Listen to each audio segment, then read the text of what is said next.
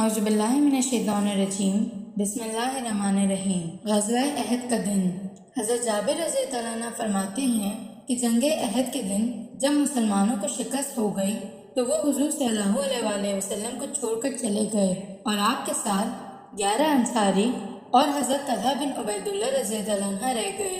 حضور صلی اللہ علیہ وآلہ وسلم پہاڑ پر چڑھنے لگے کہ پیچھے سے مشرکین ان تک پہنچ گئے۔ حضور صلی اللہ علیہ وآلہ وسلم نے فرمایا، کیا ان کے روکنے کے لیے کوئی مرد نہیں؟ حضرت طلحہ رضی اللہ عنہ نے عرض کیا، یا رسول اللہ میں ہوں۔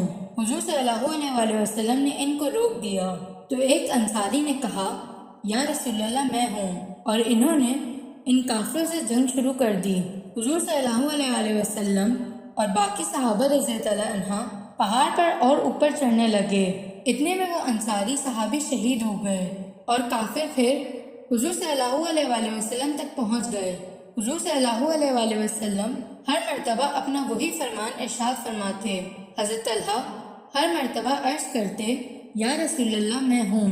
حضور صلی اللہ علیہ وآلہ وسلم انہیں روک دیتے۔ پھر کوئی انصاری ان کافروں سے لڑنے کی اجازت مانگتا، حضور صلی اللہ علیہ وآلہ وسلم اسے اجازت دے دیتے اور وہ اپنے سے پہلے والے کی طرح خوب زور سے لڑتا اور شہید ہو جاتا، یہاں تک کہ حضور صلی اللہ علیہ وآلہ وسلم کے ساتھ صرف حضرت طلحہ باقی رہ گئے تو مشرکین نے ان دونوں کو گھیر لیا۔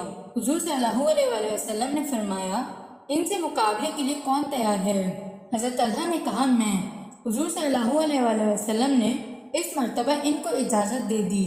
چنانچہ ان سے پہلے والوں نے سب نے جتنی جنگ کی، انہوں نے اکیلے ان سب کے برابر جنگ کی۔ لڑتے لڑتے ان کے ہاتھوں کے پورے بہت زخمی ہو گئے تو انہوں نے کہا، حس، جیسے اردو میں ایسے موقع پر ہائے کہا جاتا ہے۔ حضور صلی اللہ علیہ وآلہ وسلم نے فرمایا، اگر تم بسم اللہ کہتے تو فرشتے تمہیں اوپر اٹھا لیتے اور تمہیں لے کر آسمان میں داخل ہو جاتے اور لوگ تمہیں دیکھ رہے ہوتے۔ پھر حضور صلی اللہ علیہ وآلہ وسلم پہاڑی پر چڑھ کر اپنے صحابہ رضی اللہ عنہ کے پاس پہنچ گئے جو وہاں جمع تھے۔ صدق اللہ العظیم۔